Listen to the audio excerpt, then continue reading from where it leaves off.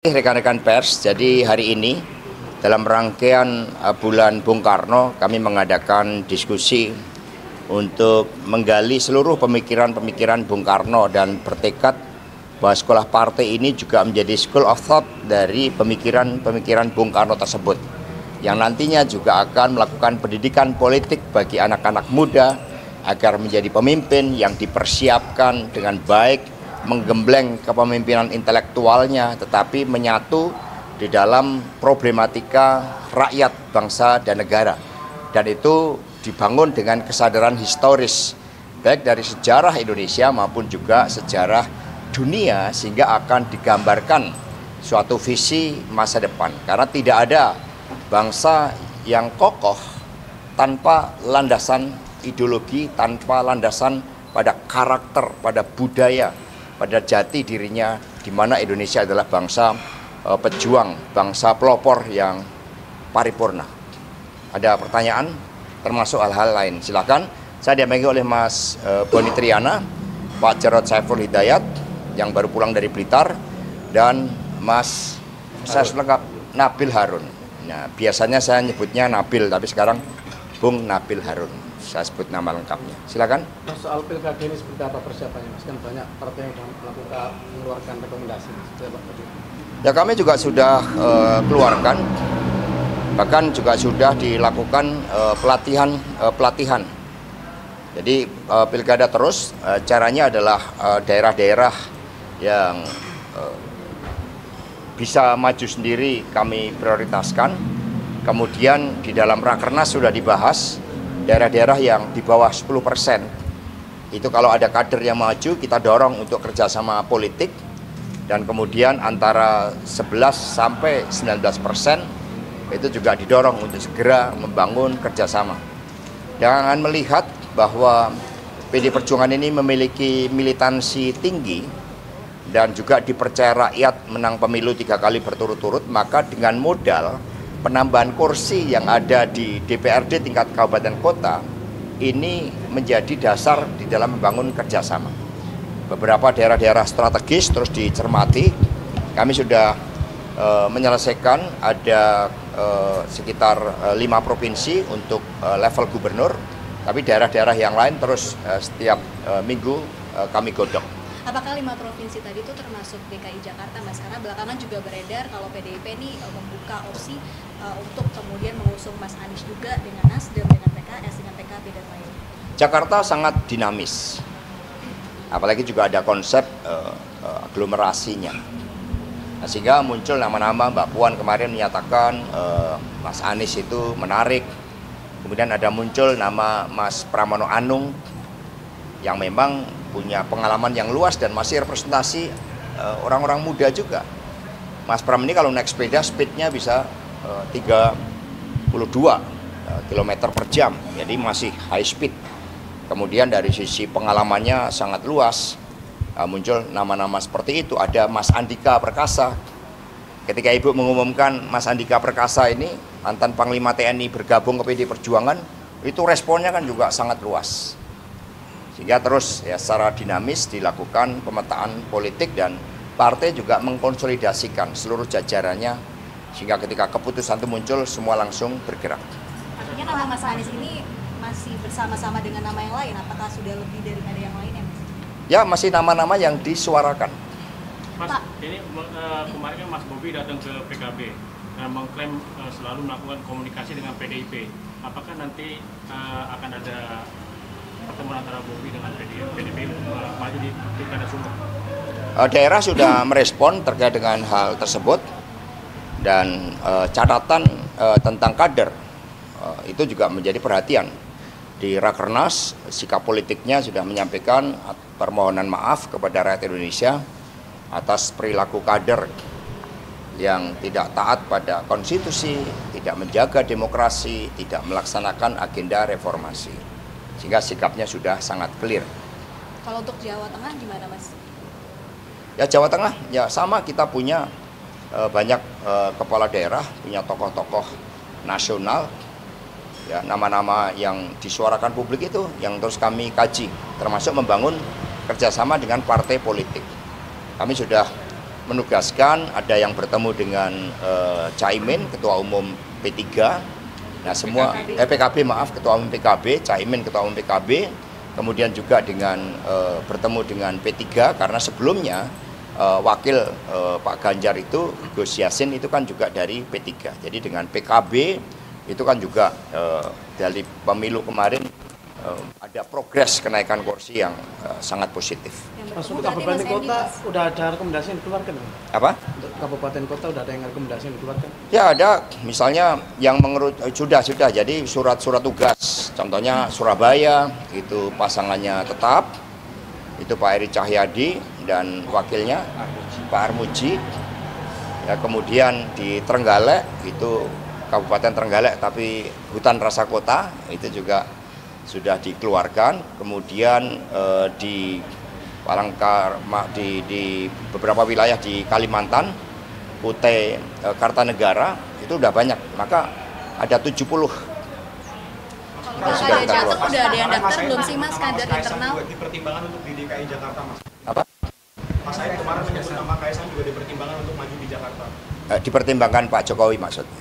Pak, yang Jawa Tengah Mas, yang Jawa Tengah udah ada kader internal yang mendaftar belum sih? Kalau kader kan ada dari internal yang kita memetakan politik. Jadi ada yang aktif, stelsel aktif, tapi kami juga melakukan pemetaan politik. Misalnya ada Mas Hendy, itu wali kota Semarang 2 periode, itu bagus. Kemudian ada Pak Jekek dari Wonogiri, itu juga kepemimpinannya sangat mengakar. Ya cukup banyak tokoh-tokoh yang kami miliki dari para kepala daerah. Pak, nanti kan ada kamar Mas. Daerah Bali, karena di Bali sendiri gubernur ada 2 kader PDIP yang diajukan. Ya, Bali kan perolehan kursi tingkat kabupaten kota itu naik 14. Sehingga memiliki basis kepercayaan rakyat yang cukup kuat. Ya, di sana kan ada Pak Koster, kemudian ada Pak Giri, ada Cok Aceh. Ya itu semua. Itu terus ya dilakukan pencermatan karena ada 10 provinsi di mana PD Perjuangan bisa maju sendiri, ya termasuk NTT. Itu muncul nama-nama, ada Ansi Leman, ada Ibu Emi, ada Pak Andreas Paerera. Itu banyak karena partai melakukan langkah kaderisasi terus-menerus. Pak, kalau yang nanti dipanggil oleh KPK mengenai Harun Masiku, kasus Harun Masiku, ini kira-kira kiat-kiat dari Pak Hasis sendiri ini siapannya apa aja Pak? Ya, kami ini kan partai yang sah menurut hukum, partai yang terus membangun supremasi hukum. Meskipun dengan pemilu kemarin supremasi hukum ini menghadapi suatu tantangan yang sangat serius, saya akan datang dengan tanggung jawab sebagai warga negara, siap memenuhi panggilan. Apalagi KPK ini didirikan oleh Bu Megawati. Kualat saya kalau nggak hadir, maka saya akan hadir. Artinya Mas, sudah menerima undangan dari KPK Mas? Kan hari Senin katanya mau dipanggil nih Mas? Belum.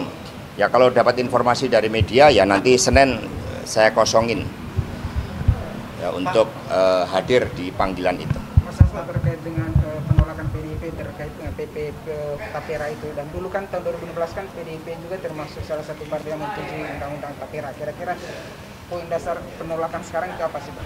Ya undang-undang harus melihat konteks ketika diimplementasikan. Jadi melihat bagaimana kondisi rakyat dan hal-hal yang bersifat wajib, itu juga melihat bagaimana kondisi pemerintahannya. Nah kita kan baru pemulihan ini. Setelah pemilu dana terkuras karena untuk bansos melonjak habis-habisan. Ya dalam situasi itu recovery dulu dong, termasuk kemampuan ekonomi rakyat yang belum pulih. Nah sehingga hal itulah yang dikritisi oleh PDI Perjuangan. Undang-undang selalu melihat konteks dan sebelum diimplementasikan itu harus melihat bagaimana kondisi rakyat, bagaimana aspirasi rakyat. Apalagi ada kecenderungan itu autokrasi legalisme tuh, di mana proses pembuatan undang-undang ada yang tidak sempurna. Nah sehingga nggak ada salahnya pemerintah dan DPR yang berasal dari rakyat mendengarkan suara rakyat. Suara rakyat saat ini adalah menolak itu. Ya partai menyatukan diri dengan suara rakyat. Berarti kalau PDIP sendiri melihat sebenarnya undang-undang itu baik, tapi PP-nya yang bermasalah itu. Ya kalau mencukupi papan, ya sandang, pangan, papan itu kan sesuatu yang baik. Tapi implementasinya, wajib jumlahnya, kesukarelaannya, karena apapun itu tanggung jawab negara sebenarnya. Jadi jangan sampai kontradiktif. Negara mau memungut sesuatu dari rakyat, tapi pada saat yang lain tambang dibagi-bagi. Dan ada persoalan terkait dengan keadilan di situ. Ini yang menciptakan kontradiktif. Padahal harusnya seluruh sumber kekayaan alam kita dipakai sebesar-besarnya untuk rakyat Indonesia. Siapa rakyat Indonesia? Ya lebih dari 270 juta itu rakyat Indonesia. Mas, kira tanggapannya dong terkait Pak Basuki yang jadi kepala IKN seperti apa ya Mas? Mana dulu nih? Mana? Mas, masih berkaitan dengan peraturan perundang-undangan ini kan kemarin Pak Bamsud bertemu dengan Pak Amin Rais gitu. Nah, dalam obrolan itu keduanya setuju untuk bagaimana amandemen Undang-Undang Dasar 1945 nantinya bertujuan salah satunya untuk mengubah sistem pemilihan presiden dikembalikan lagi ke MPR gitu. Nah ini mengancam kedaulatan rakyat atau seperti apa sih Mas kalau dari PDIP? Ya itu kan dalam pidato pembukaan Rakernas kelima, Ibu Megawati sudah menegaskan bahwa ketika pemilu dilaksanakan secara langsung dan kedaulatan rakyat itu dikembalikan dengan susah payah, asumsinya itu kan tidak ada pengerahan aparatur negara, pengerahan sumber-sumber negara, dan kemudian intimidasi. Seharusnya kan itu tidak boleh terjadi, tetapi demi ambisi kekuasaan itu kan akhirnya terjadi. Tetapi solusinya kan bukan dengan mencabut kedaulatan rakyat itu, tapi melakukan pembenahan-pembenahan. Maka itulah yang dipersoalkan oleh PDI Perjuangan. Meskipun ketika mempersoalkan itu konsekuensinya, lalu saya dianggap menebarkan berita bohong. Kemudian muncul panggilan-panggilan yang sebenarnya muatan politiknya itu sangat kuat. Bung Boni mengatakan itu pasal-pasal kolonial yang kemudian mengurung kebebasan berbicara, apalagi ini terkait dengan produk jurnalistik.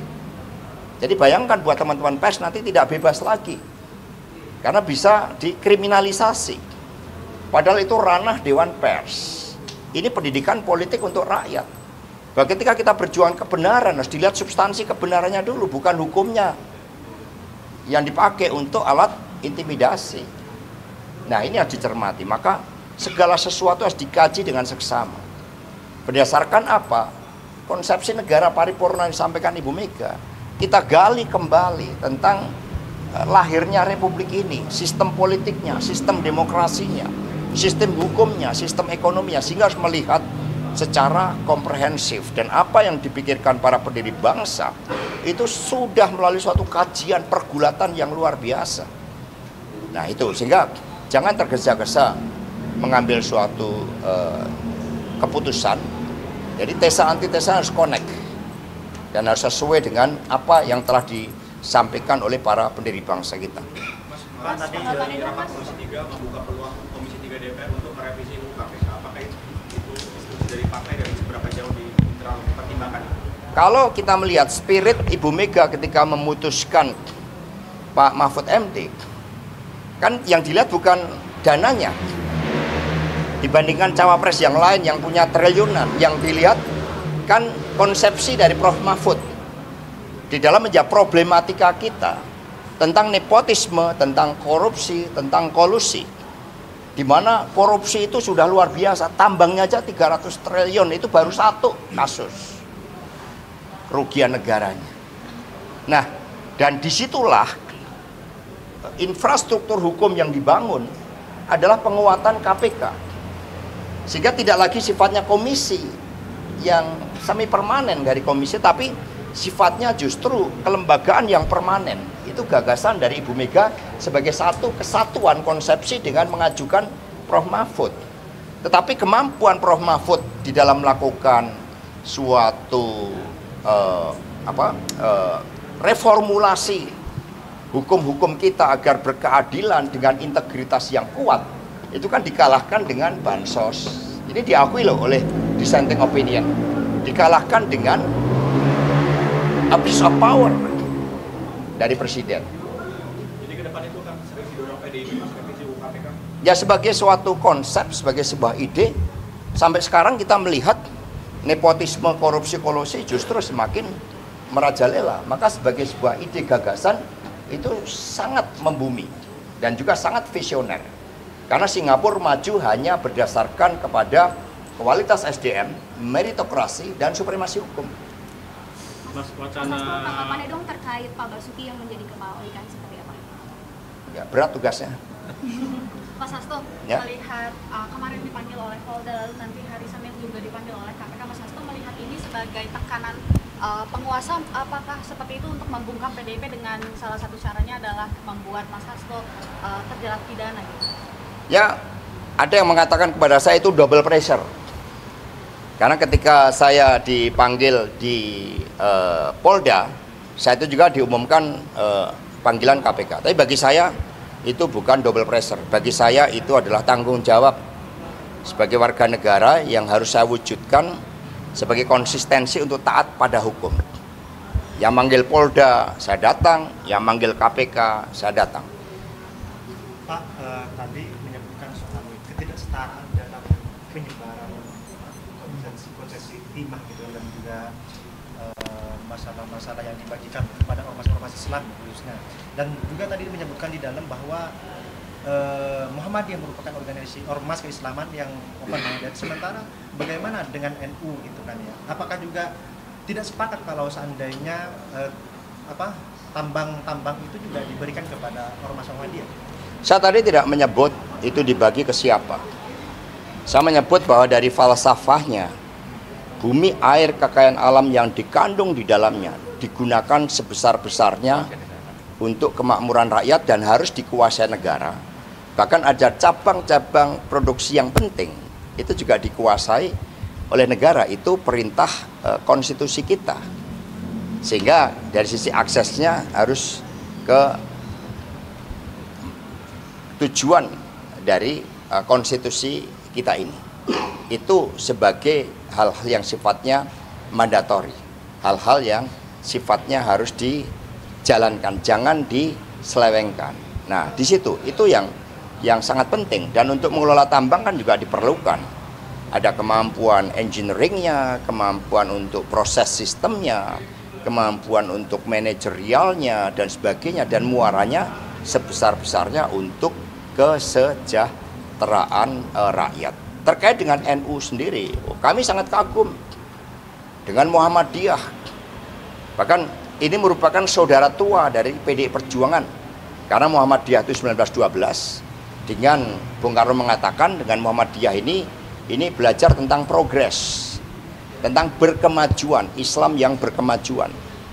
Dengan NU ya juga belajar tentang Islam yang menyatu dengan tradisi kebudayaan kita. Lambang NU aja itu kan luar biasa. Kalau kita lihat ada bola dunia, lalu ada suatu bintang yang menggambarkan Rasulullah ya sebagai orientasi di dalam seluruh pergerakan NU. Ada sahabat-sahabat Nabi, ada cermin 9 wali songo, dan ini menunjukkan suatu gambaran persaudaraan yang sangat indah dari visinya. Demikian pula Muhammadiyah. PDI Perjuangan mengambil suatu spirit perjuangan dari NU, dari Muhammadiyah, dari PNI dan sebagainya.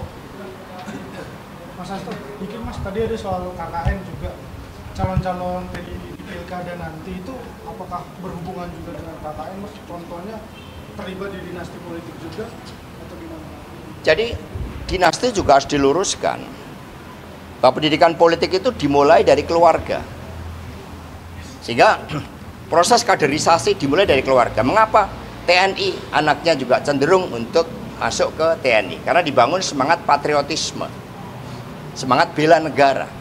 Polri, dokter, cenderung anaknya juga menjadi dokter. Itu menunjukkan pendidikan politik dari keluarga. Nah, yang dipersoalkan adalah suatu proses fairness di dalam penugasan-penugasan itu. Jangan sampai menutup yang lain, jangan sampai tanpa suatu persiapan. Jangan sampai hanya karena siapa yang menjadi bapak atau ibunya, tetapi melalui suatu proses persiapan. Sekolah partai ini pusat penggemblengan siapapun itu, termasuk dari anak-anak kader partai. Itu juga kami latih di situ. Ini yang harus dilakukan. Jadi dinasti ini bukan sesuatu hal yang sifatnya tabu, hanya menjadi tabu ketika mengeliminir hak-hak lain untuk maju. Dan kemudian tanpa proses, tanpa kontestasi. Nah, PD Perjuangan memastikan adanya suatu proses persiapan kader untuk dididik secara berjenjang melalui penugasan kader partai.